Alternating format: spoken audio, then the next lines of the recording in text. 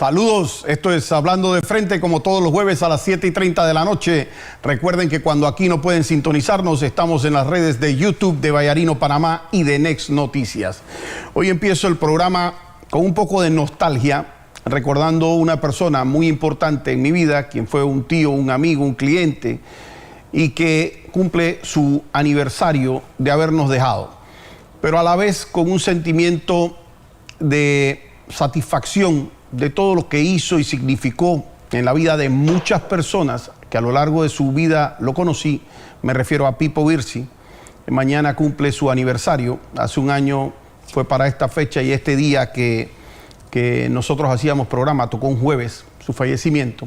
Mañana vamos a estar, para los que quieran estar, en la parroquia de San Lucas, Costa del Este, a las 11 de la mañana, quienes quieran acompañarnos a nosotros o a la familia.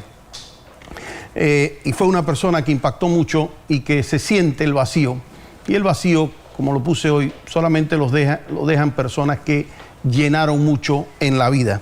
Y de hecho el programa de hoy, que se refiere a otros temas, lo quiero empezar con una frase. Él era una persona muy jovial, de verdad que era jovial, y para todo tenía una frase. Ustedes no se pueden imaginar, parecía, si hubiera hecho un compendio de la frase de Pipo Virsi, hubiera dado para hacer 10 programas de eso y me quedaba corto.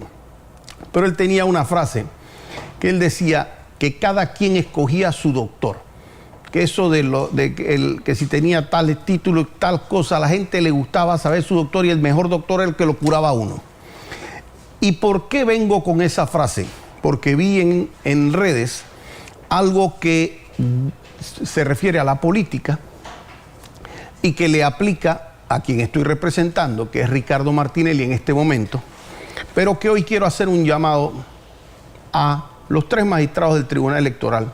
Los conozco a los 3, sé quiénes son, y les quiero pedir que por el bien y la salud de la democracia en Panamá, empiecen a poner puntos sobre las íes de manera clara, de manera puntual y de manera rápida. Cuando en un sistema democrático se permite la trampa, se permite que simplemente se pueda ganar a costa de lo que sea, que el fin justifican los medios, que aquí se puede hacer lo que sea para tratar de quitar a una persona o un conglomerado, a un grupo de la competencia, se pierde la paz social. Y el llamado es importante porque yo quiero decir, yo vengo de 3 años, de hecho 5, pero los últimos 3 años han sido muy intensos defendiendo los temas relacionados a Ricardo Martinelli. Han perdido cuanto proceso le han puesto hasta el día de hoy. De 25 procesos llevan 23 perdidos. Los que llevaron a juicio, perdidos. En 2 instancias, perdidos. Confirmados en anulación y en casación. Por tribunales distintos, por unanimidad. A pesar de eso, se mantiene, le han querido montar el epíteto de robó pero hizo. Ese es el epíteto con el que tratan de mancharlo. Ellos se han pasado 9 años, 9 ya, con 23 procesos, teniendo procurador, consejo de seguridad, presidentes, magistrados, etcétera, tratando de probar en 23 procesos que robó, y no lo han podido hacer. Lo trataron de hacer en el caso Pinchazo con el tema del peculado y no lo lograron probar tampoco. Y entonces, el robó pero hizo 23 procesos, teniendo fiscales, teniendo ministerio público, teniendo procuradora, teniendo magistrados, teniendo medios de comunicación en contra, teniendo presidente en contra, y tú no probes eso. Yo en 1 minuto, puedo probar el hizo. Y cuando nosotros hablamos de cosas como por ejemplo las que se hicieron en el gobierno de Ricardo, que voy a mencionar algunas de las que traje aquí, que las apunté en el camino de la casa acá, el programa de 100 a los 70, las becas universales, las computadoras. Mire, ustedes le pueden decir lo que quieran a estas personas, lo que quieran. Y eventualmente estas personas van a decir, a mí me ayudaron. A mí me ayudaron y hubo alguien que pensó en forma distinta hacia la gente que menos tenía.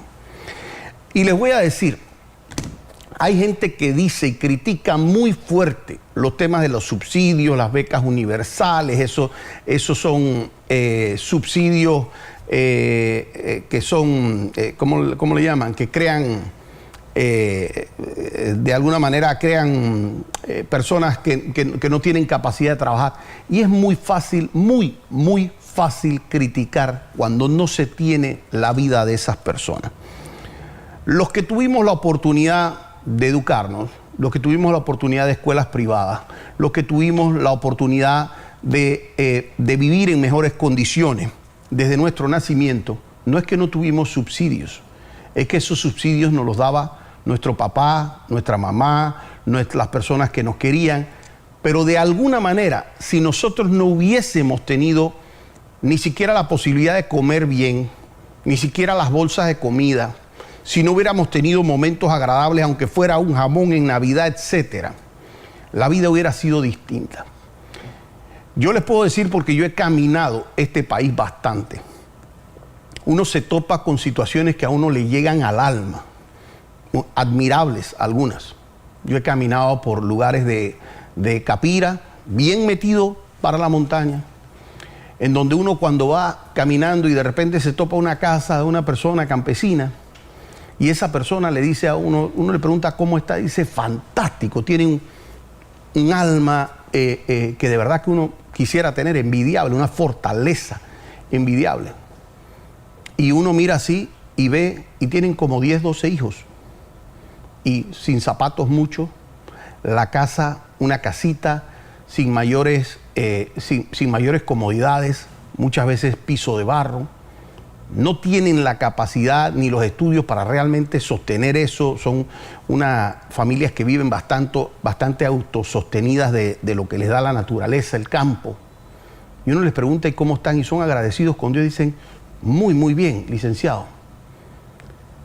Y uno de verdad se queda pensando y mira y dice, qué ingrato soy yo a veces, porque si yo tuviera esa condición, ahora mismo tuviera, pero quién sabe pensando en qué.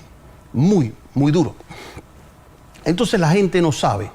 Cuando dicen aquí regalan bolsas de comida, aquí regalan a veces las computadoras para el niño, aquí a veces regalan el tema de las becas universales para que los niños tengan, no me acuerdo si eran 40 horas a la quincena o qué, para que pudieran ir a las escuelas, tuvieran para los zapatos, las mochilas, las bolsas escolares. Dicen esos son subsidios, eso lo que crean son vagos. Y no conocen la realidad de estas personas. Me voy a ir a las siguientes cosas. Cuando aquí se hicieron los Minsacapsi, el metro de Panamá, aquí nadie hubiese pensado, cuando aquí Ricardo decía, es que voy a hacer un metro, la verdad es que yo pensaba que estaba loco. Yo personalmente pensaba que estaba loco. Y eso de que iban a meter una tuneladora, no sé cuánto, por debajo de la ciudad, y que el tren iba a pasar por ahí abajo y tal, que yo decía, este tipo de verdad se tostó. Y lo hizo. Yo recuerdo cuando aquí estaba el tema de los buses. Aquí, ¿quién no recuerda los buses colorados, los diablos rojos, haciendo lo que le diera la gana con las troneras, las carreras, las regatas, los muertos, etcétera? Se dijo que se iba a cambiar el sistema por el Metrobús y se cambió. Los taxis. Ustedes se recuerdan los taxis cómo eran, de todos y cuánto color había. Cualquiera venía y ponía arriba del taxi, venía y ponía un letrerito arriba, fuera del color que fuera, y empezaba a hacer taxi. Aquí no había un orden, ni siquiera sobre el tema del taxi. Y eso se hizo. Y puede ser que costó el tema de los buses, y sí, todavía están investigando temas de los buses, pero se hizo, se logró. De hecho, Pipo Virsi tenía una frase, decía, la obra más cara es la que no se hace. Y es verdad. Y ahora les voy a comentar un poco más. Las paradas de los buses. ¿Alguien se acuerda aquí cómo eran las paradas de los buses antes que se hiciera todo el sistema de Metrobús?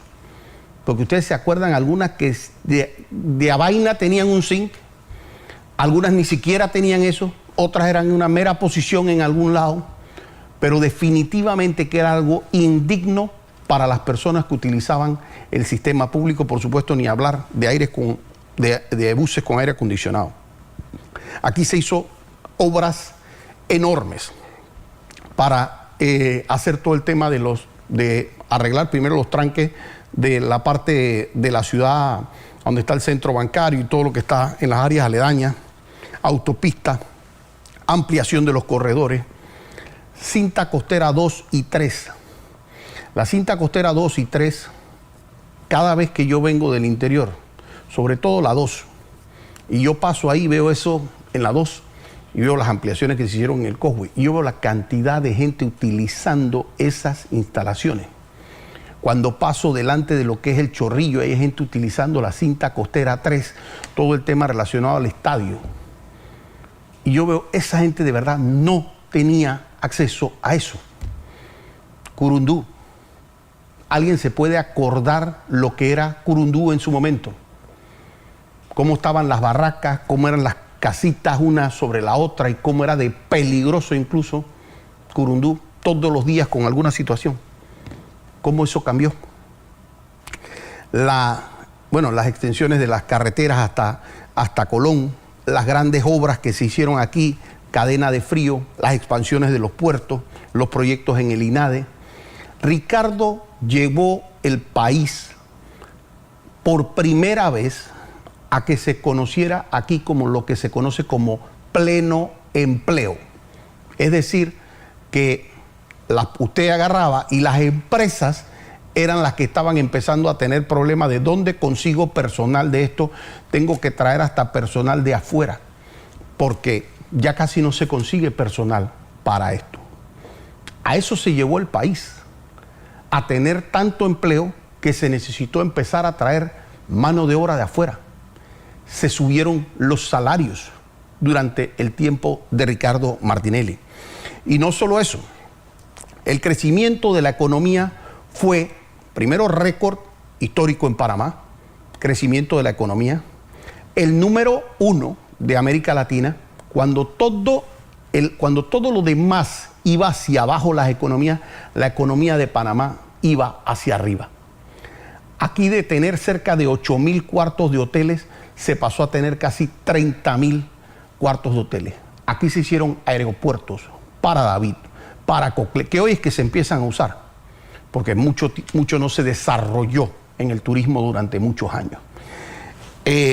Aquí creció el turismo de una manera exponencial. Usted veía a los turistas, pero no solo a los turistas, usted también veía un país en el que aquí venían a invertir a cada rato y usted veía edificios subiendo, construcciones para el interior, construcciones allá. Los abogados, la gente que tenía aquí restaurantes, todo el mundo le estaba yendo de alguna manera mejor. La construcción de hoteles, ya les dije, pasamos de 8.000 cuartos de hotel a cerca de 30.000 cuartos de hotel. Entonces, con la frase que les dije al inicio, que decía Tío Pipo, que decía cada quien escoge al doctor que lo cura, esa frase tiene un porqué.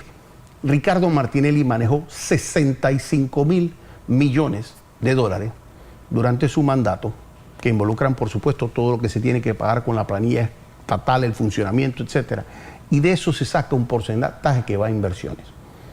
¿Cuánto ustedes creen que fue la cantidad de millones que manejó el gobierno de Juan Carlos Varela y este gobierno también? El gobierno de Juan Carlos Varela manejó casi 100.000 millones de dólares y este gobierno va a estar en cerca de 120.000 millones de dólares. Cuando usted quiere ser el doctor del pueblo, cuando usted quiere agarrar y decir qué es lo que yo te puedo ofrecer, porque ese es el gran problema que están teniendo los detractores de Ricardo, que es que la gente ya lo conoce. Y es que conocer a Ricardo, que yo mismo no lo conocía e incluso lo adversé en un momento dado por los temas de justicia, que me molestaba mucho y que gracias a Dios en la parte que, en el sentido que lo digo, de que conoció verdaderamente, ahora sí, en los zapatos del pueblo, lo que se vive en un sistema de justicia con fiscales injustos, con fiscales que tienen que ser capacitados, con un sistema que tiene que tener inversión para que ande más rápido, con un tema que tiene que tener independencia judicial de jueces, de fiscales, que no puede ser mediatizado los casos públicos. Eso lo vivió. Y cuando alguien vive algo, es cuando en verdad sabe, primero, que necesita resolverse, porque la justicia desde afuera se ve muy bonita. La justicia desde afuera parece, eso no está pasando nada con la justicia, hasta que a alguien le pasa algo con la justicia, y entonces sí dice, no puedo creer que esto sea así. Bueno, sí, bienvenido al club, es así. Y te toca a ti entender que de alguna manera debes hacer algo para lograr que ese sistema injusto cambie. Y por ser injusto no significa que tiene que ser más flexible. Ojo, porque mucha gente confunde el que un sistema funcione de manera correcta con que sea más blando, y es totalmente lo contrario. Un sistema puede ser más rígido en base a capacitar fiscales, independizar fiscales, darle herramientas al Instituto de Medicina Legal y Ciencias Forenses, tener suficientes funcionarios para que todas las investigaciones no se saturen en despachos. La justicia tiene que ser rápida. A mí no me sirve un proceso en donde yo me pase 7, 8, 9, 10 años resolviendo. Eso no es justicia, salga como salga el tema de la sentencia. Nosotros no podemos tener una justicia entregada a los medios de comunicación, en donde los medios de comunicación decidan en base a el escándalo que hagan las partes a quién deben condenar porque amedrentan a los jueces o amedrentan magistrados. Comprender eso en el pellejo, en la piel, es lo que hace de verdad que pueda hacerse algo distinto. Estaba chequeando el tiempo para ver cómo vamos. Fíjense, antes que nada, quiero hacer un anuncio que se me ha pasado, lo tenía pendiente, y esta ha sido una colaboración que ha hecho la diputada Mayín Correa, que ha hecho una selección muy buena en los Varela Leaks, en los libritos de los Varela Leaks, los ha impreso y ha dejado que pueden pasar aquí a la entrada de Next a buscar su librito con los Varela Leaks, que ella, con mucho amor a su patria, ha donado para que puedan ser vistos por todos los que quieran realmente examinar cómo funcionan esos Varela Leaks. Y de paso les indico que a partir de la otra semana nosotros vamos a empezar con una serie de programas relacionados pues a los Varela Leaks. Volviendo al tema político, ahora yo escucho en los otros canales, ahora que se cansaron, ahora que se dieron cuenta que no han logrado sus temas en la parte judicial, ahora vienen con la cantaleta de lo de afuera, ahora vienen con la cantaleta hoy del artículo 178 de la Constitución Nacional. Y dicen, es que Ricardo Martinelli no puede correr porque no tiene 2 periodos. Porque no tiene 2 periodos afuera completo, porque en mayo sería un día antes. Miren, Tribunal Electoral, este era mi llamado principal.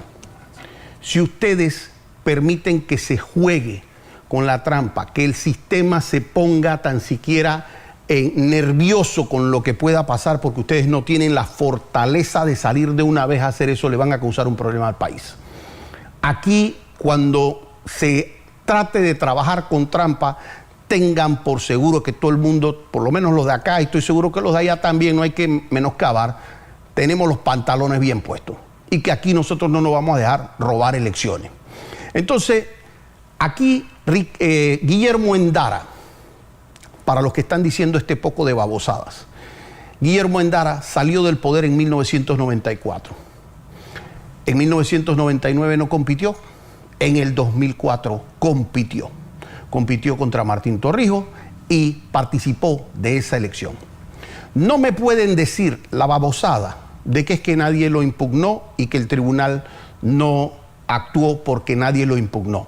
Porque el Tribunal Electoral de facto, de hecho, de oficio, debe sanear cualquier inconsistencia que ve en una candidatura. Y de hecho, la de él es 3 veces más grave, porque el hecho de que él había sido presidente de la República era un hecho público y notorio para todos los magistrados, porque incluso los había nombrado a ellos. Así que un magistrado no me puede decir a mí, es que yo desconocía que Endara había sido presidente.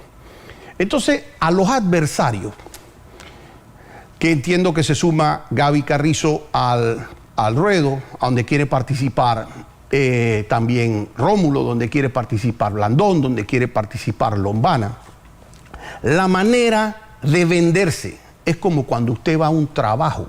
Usted va a solicitar un trabajo y usted no llega al trabajo diciendo, es que el que salió antes que yo, ese tipo es malo, ese tipo no lo contrate, es que el que viene, usted viene hablando de usted. Y Ricardo Martinelli va a venir hablando de él.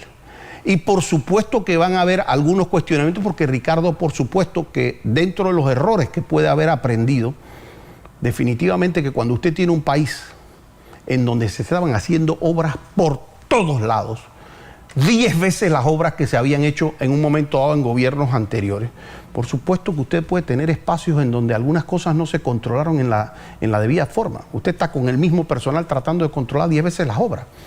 Eso es como que usted, en vez de tener un restaurante, usted tiene un restaurante, usted se sienta en el restaurante y controla todo lo que pasa. Pero donde usted ponga 10 restaurantes a la vez, no es lo mismo. Pero Ricardo Martinelli tiene una particularidad que no tienen muchos panameños y que puede decir él mismo. Ricardo agarró una ferretería de la que él en su momento fue gerente, subgerente, no sé qué fue, la compró y de hecho, de eso ha hecho una de las empresas más grandes del país, si no la más grande, con casi 7,000 empleados. Y cuando usted tiene una persona que hace eso, que no lo hacemos el resto de los mortales, porque tenemos un par de decenas de trabajadores que trabajan para nosotros, pero cuando usted tiene esa capacidad de usted solamente hacer 7,000 empleos directos, no estamos hablando de lo que va indirecto de eso, directo. Usted es una persona con mucha capacidad y también lo demostró en el país. Entonces mi consejo para los otros candidatos que vienen al ruedo es venir en buena lid, presentar su currículum. Entonces Lombana debe venir al país y decir, esto es lo que yo he hecho y esto es lo que yo quiero hacer. Yo he creado tantos empleos en mi vida y planeo de esta manera ayudar al país haciendo esto. Y si las personas ven capacidad en él y sienten que él puede apoyar a generar empleos en el país, a hacer cuestiones buenas por el país, entonces perfecto, eso es la persona por quien deben votar. Y si él quiere es cambiar los temas de justicia, hacer cuestiones porque él quiere perseguir el delito, yo le aconsejo que se postule para Procurador General de la Nación. El puesto no es presidente de la República. Ricardo Martinelli va a decir, a mí me dieron esta cantidad de plata y con esta cantidad de plata que me dieron durante mi gobierno, que es la mitad de lo que tuvieron los otros, yo hice esto y esto. Gaby tiene que venir actualmente y tiene que decir, esto es lo que yo he hecho, esto es lo que puedo hacer, estas son mis capacidades, este es mi plan, pero venir en positivo, porque eso le va a servir al país. Rómulo, le tengo un consejo. Eso es el polvo que me ponen para que no se mire el brillo, ¿eh? Rómulo, le tengo un consejo. Al Partido Cambio Democrático le suspendieron el subsidio. ¿Por qué? Porque no se ha llamado a elecciones. Rómulo dice tener gente adentro de Cambio Democrático. Yanivel dice tener gente afuera. Lo que nos puede permitir el Tribunal Electoral es que no se llame a elecciones y que si yo siento que no tengo a las personas, bueno, mejor elimino las elecciones, aquí no pasa nada, que se pierda el subsidio y se quite nada. Porque el Tribunal Electoral tiene que ser un garante de la democracia y la democracia empieza adentro de los partidos políticos. Y el Tribunal Electoral tiene que ser fuerte y firme para que Cambio Democrático llame a unas elecciones. Y si Rómulo Rux es el escogido dentro de eso, hay que respetar eso, hay que felicitarlo, hay que decirle bienvenido al ruedo presidencial y que trate de exponer también igual, esto es lo que yo, Rómulo Rux, he hecho en mi vida, estos son los empleos que he generado, este es mi plan de gobierno, este es etcétera, y bienvenido porque aquí no hay que entrar en temas de descalificaciones. Si Rómulo no logra eso, que reconozca el triunfo de Yanivel, que vea dónde son sus opciones políticas de generar una mejor propuesta país, pero no tratar de estar desbaratando el sistema democrático porque no se cuenta con los votos. Si Ricardo Martinelli tuviera 2% en las encuestas, nadie estuviera tirándole plomo. Pero como ha estado marcando tan alto en las encuestas, entonces se está buscando de ver cómo es la fórmula porque se siente que en votos no logran hacerlo. Y el Tribunal Electoral, los magistrados de la Corte, tienen que ser muy celosos de no meterse en las decisiones del pueblo panameño porque el pueblo panameño ya está tomando una decisión. Y métanse con la decisión de quienes ustedes quieran, menos con la decisión del pueblo panameño. Al final, el pueblo va a tomar una decisión. Yo pienso que esa decisión pudiera, por lo menos al día de hoy, de manera muy marcada, favorecer a Ricardo Martinelli. Todos los días pienso, cuando tengo la ocasión de hablar con él, hay gente que piensa por todo el daño que le hicieron, como en su momento dado le hicieron daño a Nelson Mandela, que piensan que él viene con una actitud de venganza. Nosotros estamos claros que eso no es lo mejor para el país. Y eso es un escenario muy importante, porque hay veces que usted tiene las ganas de pelear, ya sea con su suegra, con el suegro, con el hermano, con el primo, pero usted se aguanta porque usted sabe que eso no es bueno para la familia. Yo quisiera pensar, el otro día le decía a Ricardo, sabes que no tengo en mi historia reciente una persona que haya completado 2 presidencias. No la hay. Hay personas que lo han reelecto, pero lo han tumbado a los 15 días como presidente reelecto. Pero no hay presidentes que hayan completado 2 periodos.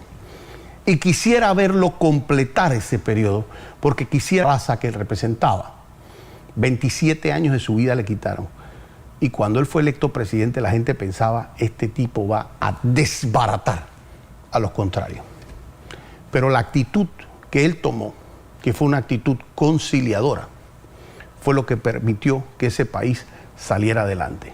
Y eso es lo que yo quisiera ver, pero el mensaje para que no desbaratemos al país es que se respeten las normas, dejen de estar inventando formas para decidir las elecciones entre 3 personas y dejemos que las elecciones las decidan las 2 millones de personas que van a la votación.